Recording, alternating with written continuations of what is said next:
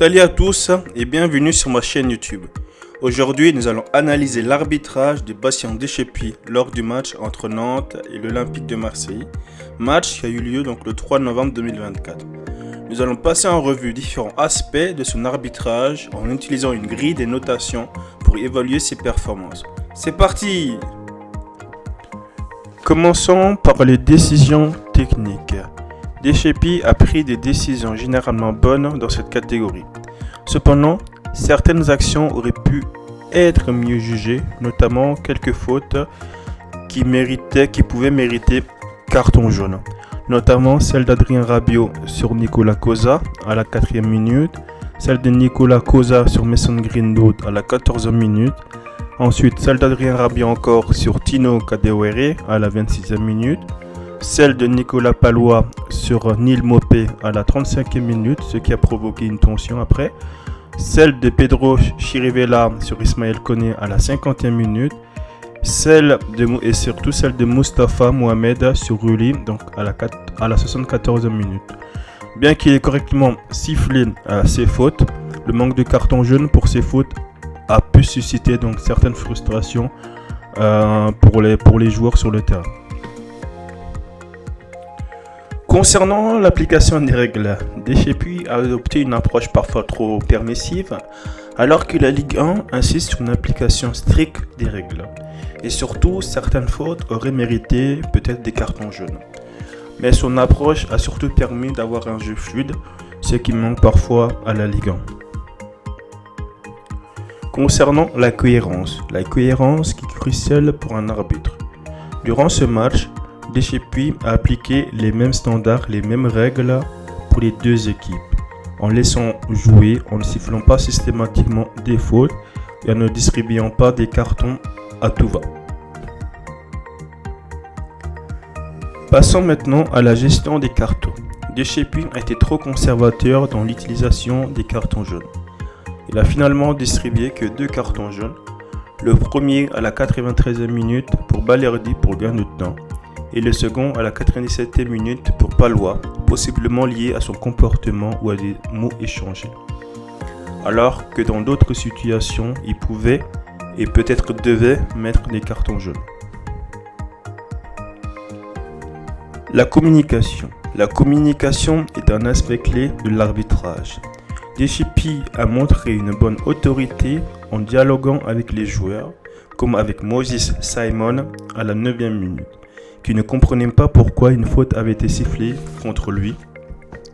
Ce dialogue a été essentiel pour maintenir le respect, mais sans distribuer systématiquement des cartons.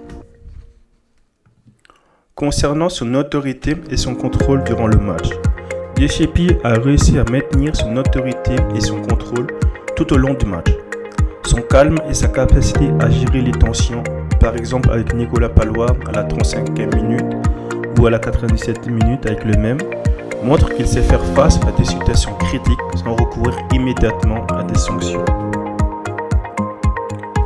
Concernant son positionnement, le positionnement de Deschépy a parfois été un problème. Il était souvent placé vers la défense, côté droit de l'équipe qui n'avait pas la balle, ce qui l'éloignait des actions. Bien que cela réduise les interférences dans le jeu, cela a peut-être conduit à manquer des détails importants pour attribuer des cartons. À plusieurs reprises, comme à la 28e minute ou la 37e minute, il s'est retrouvé sur des trajectoires de balles, gênant parfois les joueurs. En ce qui concerne la mobilité et sa condition physique, Deschépy a montré une bonne condition physique, ce qui lui a permis de suivre le jeu de près. Cependant, il doit faire attention à sa position pour ne pas interférer avec le jeu. Concernant la gestion des temps morts et des arrêts de jeu, il n'y a pas grand chose à dire dans cette catégorie. Deschépy permettait donc le jeu de reprendre rapidement, ne sifflait pas systématiquement faute, laisser l'avantage en gestion des temps morts bien gérés par l'arbitre. Enfin, parlons donc de l'usage de la VAR. Deschépy n'a pas eu recours à la VAR durant ce match et la VAR n'a pas eu à intervenir durant ce match.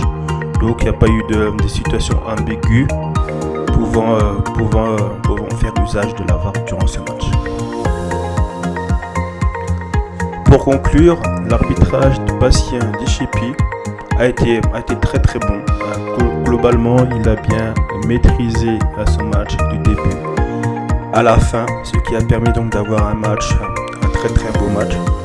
Même si certaines de ses décisions, notamment sur quelques fautes méritées qui sortent des cartons jaunes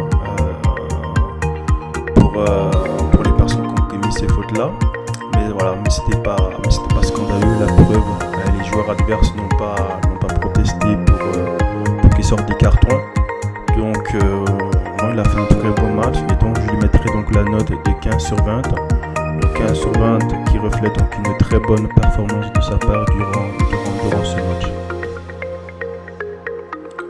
Merci d'avoir regardé cette vidéo. J'espère que cette analyse vous a permis de mieux comprendre les décisions et la performance de l'arbitre dans ce match.